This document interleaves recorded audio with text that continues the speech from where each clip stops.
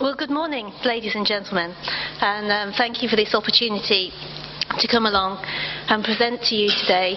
My previous speaker has gone through quite a lot of the regulations of the outcome of MEPC 62. So there may be a little bit of repetition here, but hopefully I can also add a little bit more, particularly from a sort of operator's perspective on the way forward and how we are going to address these regulations.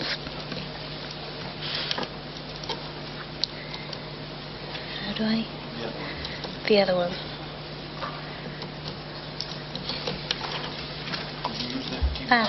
Sorry. Slight technical hitch there, but we will get working. So throughout my presentation, I'm going to basically give an overview of the EEDI and the SEMP regulations, start to look at some of the commercial impacts of the EEDI and what that might do to the industry, and then also go over future work that still needs to be done to thoroughly understand what this means to the industry. Still not working.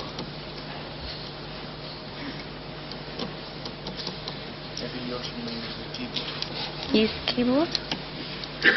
On your icons.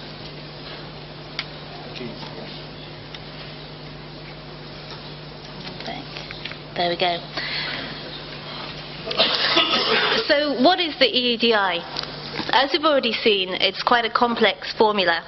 It takes into account both energy and power from the main engine, the auxiliaries, any additional energy saving technologies that have been added, such as waste heat recovery, shaft generators, and then also those energy saving technologies, the new up and coming technologies such as renewables like wind or solar. So after many years of debate at the IMO, this formula finally got adopted. So like I said, it covers the whole aspect of the vessel. So it looks at the hull form and the resistance as the vessel moves through the water. It takes into account the propulsion and the use of different propeller types and boss cap fins. And it takes into account the machinery, ensuring that most efficient engines are used on board the vessels. The vessel has the potential to use different types of fuel, and like I've already mentioned, waste heat recovery, shaft generators. So all these aspects of the vessel's design will feed into the final EEDI number for that vessel.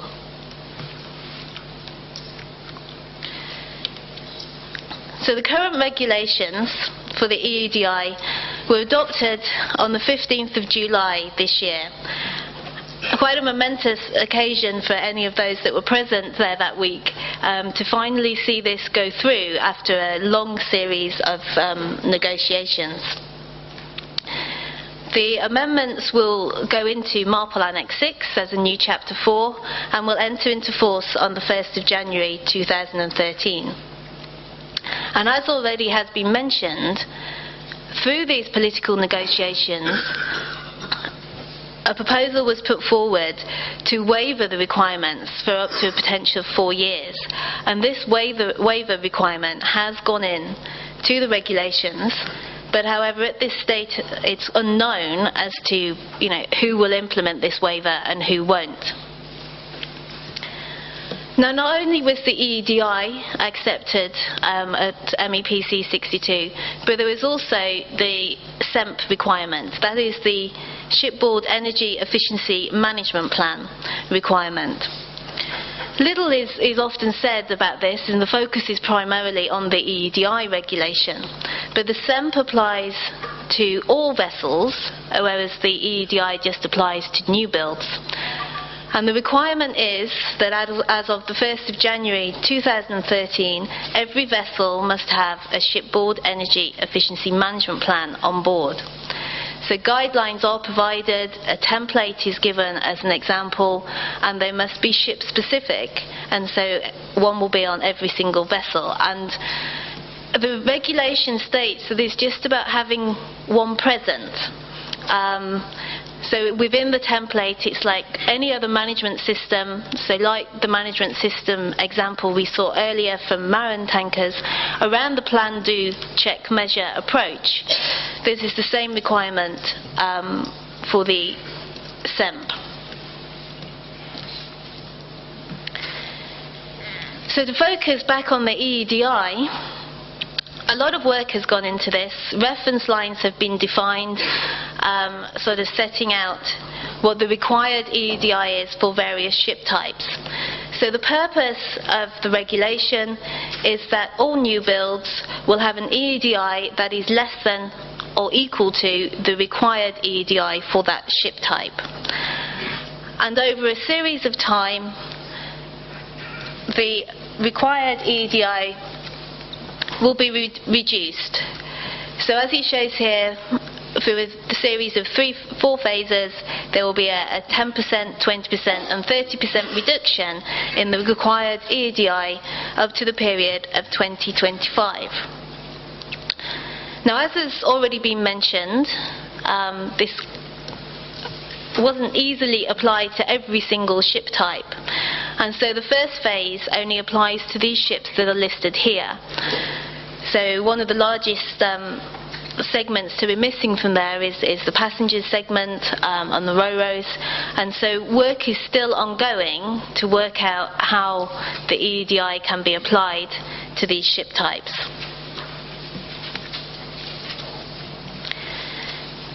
Now, comparing some actual ship data and calculating an EEDI for them and comparing it to what is actually required for their ship type, we've been able to see here that some of the assumptions used in calculating the reference lines for the EEDI are actually a little conservative. So some of the ships today on the water do actually already comply with the first phase of the regulation. So that makes it seem that it may not be as challenging as we first thought. But when we start to look at who is impacted by this EEDI regulation, as you can see, there's a whole host of stakeholders in the industry who will be impacted by this regulation. So if I take you through each one of those. So starting with owners, so all ships will have an EEDI, and the rating and the performance rating of that ship will be based on the EEDI. We're even actually starting to see that the market is applying this to existing ships and not just to new builds as what is the regulatory requirement. As we start to see the commercial pressures, getting better charter rates and better freight rates for ships that do perform better and are more energy efficient. And we're starting to see how this EEDI is being applied. For example, through the Carbon War Room with the shipefficiency.org website, where they are listing ships and their EEDI, and also Right Ship are starting to introduce an existing vessel design index. So we're starting to see that although the regulation requires this for new builds, the industry is actually applying it to existing ships. So also for owners, there really are some strategic technical decisions which need to be taken into account now with all future new builds. Particularly design speed, any investment on energy-saving technologies, any risk that needs to be taken in trialling and testing these technologies, or do we wait for the technology to be proven by other partners in the industry rather than taking that risk? And then obviously there will be an increased cost to shipbuilding. As I've also mentioned, on the flip side, we'll see the market starting to use this index in order to drive changes within the industry.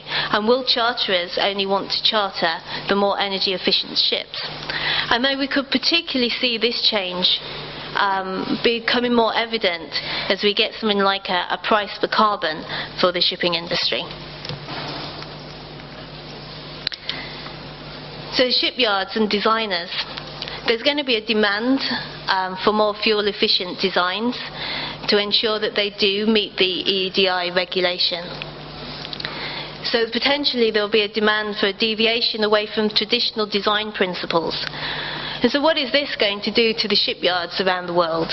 As we see those that are more advanced in their designs, they were the ones that will start to boom, and then maybe the yards that don't have these advanced and more energy efficient designs will start to decline.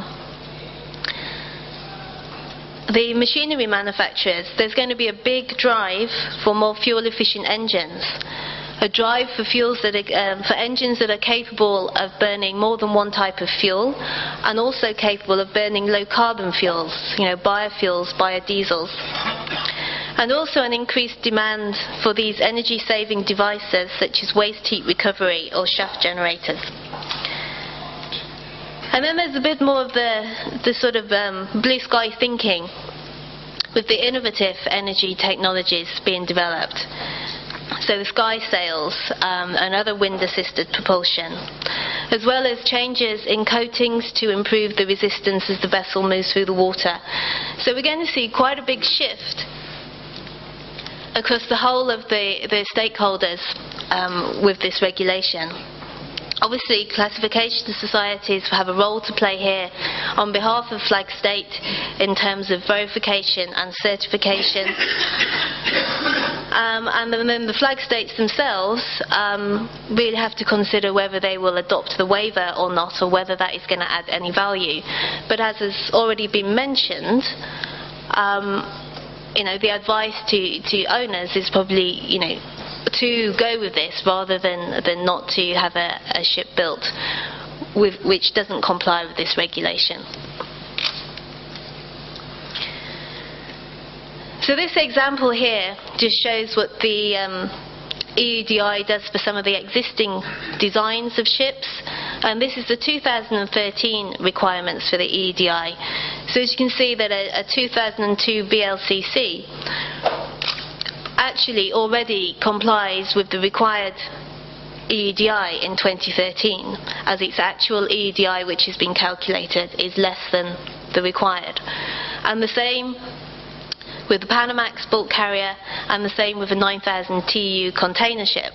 So that's the 2013 requirements. But when we move on to the 2020 requirements, do the existing designs of 2002 actually meet the required EEDI? And you start to see here there's a shift for some of the standard designs, and they don't actually meet the requirement. So this is over these next sort of 8 years, this is where we're going to have to start to see a big shift in the design of vessels. And what are the important factors to consider in the design of the vessel in order to make sure that it does meet the EEDI requirement? So the biggest issue that has an impact is the design speed. So if you design a ship to operate at a lower speed, then it has a huge impact on the EEDI and will obviously meet the regulation and come in below the required level. The second largest issue to have an impact on the EEDI is the main engine, MCR, and then also the engine-specific fuel consumption. And slowly, we can see here on this chart that most elements of the ship design have an impact on the EEDI value, whether it be small or large. As we look ahead into the future, and we're going to see more energy efficient ships, changes in ship technology, maybe slower speed ships being used, but also a mix of fuels. So where we've traditionally been a one fuel industry, we'll start to see more of a diverse mix of fuels being used. Will the EEDI have an impact on the cost of shipping and the cost of marine transport? And are we going to see in some areas, particularly areas of short sea shipping, are we going to see a modal shift to land or air because of these increased costs? And obviously as the vessels get more optimized for energy efficiency, the designs get more complex, and there may be impacts upon reliability and safety and maintainability. So there's lots of technologies being developed at the moment, all of which will impact the energy efficiency of the vessel. So those that fall under the design, like I've mentioned, these alternative technologies such as wind, solar, nuclear, and also the design in terms of the increased dead weight of the vessel. But when we consider that, we have to look at things like structural strength. Maybe it will reduce the ballast requirements, which would then ultimately have a knock-on effect with choosing the right ballast water treatment system to use on board the vessel. There's lots of technology to consider in terms of the engine selection and the efficient technologies to use. You know, do we use those that are available off the shelf, or there are a lot of owners that are stepping out and trying something a little bit different now. The operational design of the vessel, as I've mentioned, the largest factor on the EEDI is the speed of the vessel. So we're already seeing slow steaming being introduced, virtual arrival being introduced. But what are the impacts of these on the operational requirements of the vessel in order to meet its charter party agreements, or also the impact on maintenance of the vessel? And then, as I've said, there'll be a mix of fuels available in the future. We've had a scenario presented to us this morning around the use of LNG and the payback that you could get from using LNG fuel as an alternative. There's also biofuels which are being investigated at the moment for their benefits in terms of CO2 reduction. So there's a lot of work still to be done. So coming up in February, March this year, there is an intersessional working group at the IMO which will further improve the guidelines for the EEDI with a view of finalisation at MEPC 63. The frameworks for the EEDI focus on different ship types, sizes and propulsion systems are not 100% complete. There are several ship types which are not included within the framework. And the draft interim guidelines for determining minimum propulsion power and speed need to be finalised so that they enable safe manoeuvring in adverse weather conditions. And then there's also other guidelines that are being worked on around the correction factors and the weather factors that go into the EEDI formula. And as has been mentioned, there's a small segment of the larger tankers and bulk carriers which needs to be worked on. So although the regulation is in place, there's a lot of work still to continue to be done. One of the pieces of work that we're currently undertaking is the IMO greenhouse gas third study.